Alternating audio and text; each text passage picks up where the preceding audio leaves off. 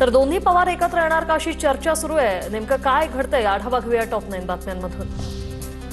अजित पवार 26 डिसेंबरला दोन्ही राष्ट्रवादींच्या पुण्यातील युतीची अधिकृत घोषणा करणार। कुठल्याही अफवांवर विश्वास ठेवू नका, अजित पवारांची कार्यकर्त्यांना माहिती।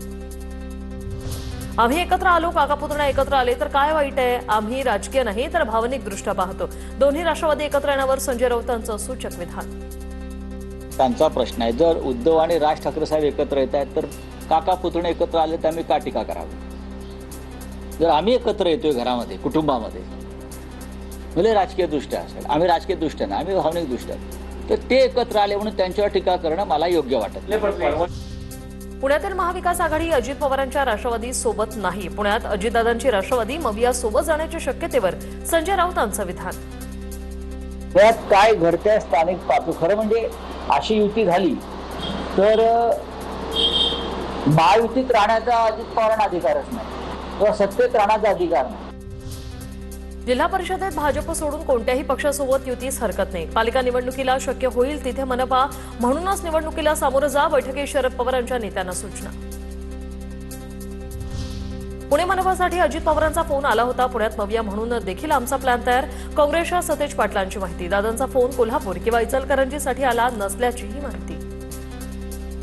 देशाध्यक्षांशी चर्चा चालू आहे। गेले 5-6 दिवस झालं महाविकास आघाडी म्हणूनच पुण्यात लढायचं या दृष्टीनं आमची वाटचाल तिथं चालू आहे। महाविकास आघाडी म्हणून आम्ही लढणार। आता बी प्लॅनची चर्चा, आता ए प्लॅन तर पहिला तयार पाहिजे आमचा। महाविकास आघाडी म्हणून आमचा ए प्लॅन तयार।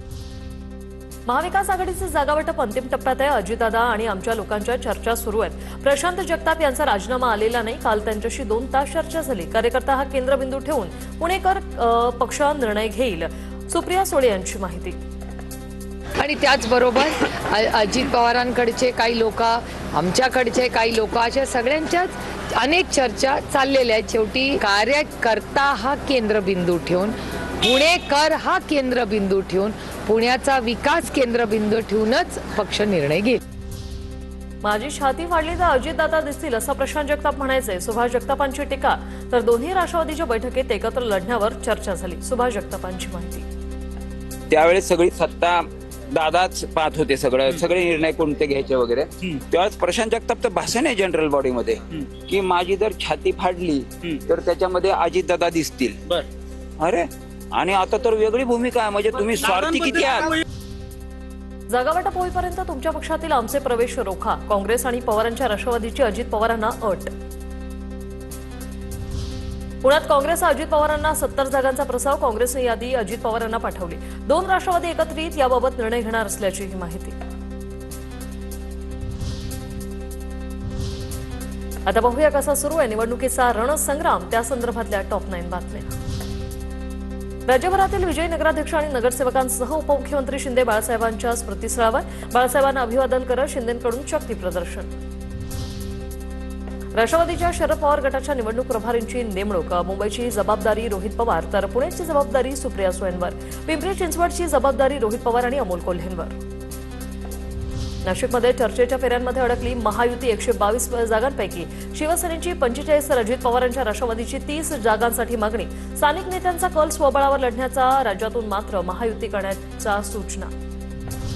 पालिका निवडणुकीसंदर्भात नाशिकमध्ये अजित पवारांच्या राष्ट्रवादीची गुप्त बैठक। समीर भुजबळ, झिरवाळ, दिलीप बनकर, रंजन ठाकरे उपस्थित। पुणे पिंपरी चिंचवडसाठी राष्ट्रवादीची जोरदार तयारी। 3 दिवसांपासून अजित पवार पुण्यात ठाण मांडून सकाळपासून अजित पवारांकडून बारामतीत भेटीगाठी सुरू।